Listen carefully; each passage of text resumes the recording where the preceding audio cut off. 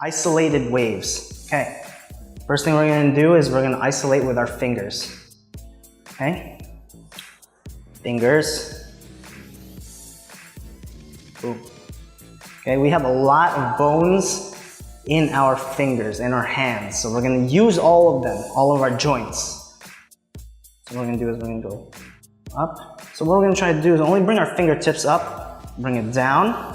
So our fingers are bent, then our knuckles, then here, okay? And then you're going to try to roll it out, all right?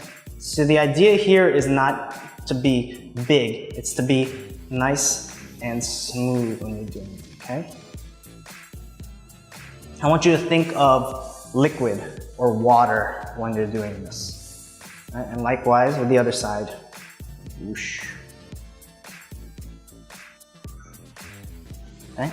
It takes a little bit of dexterity, but when you get it, it becomes really, really easy, real simple. And this goes on to our liquid waves, which we're going to cover in a little bit. Okay?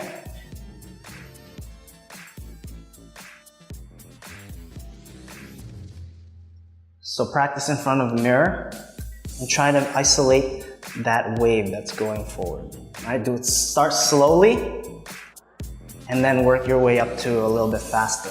Okay? Slow to fast.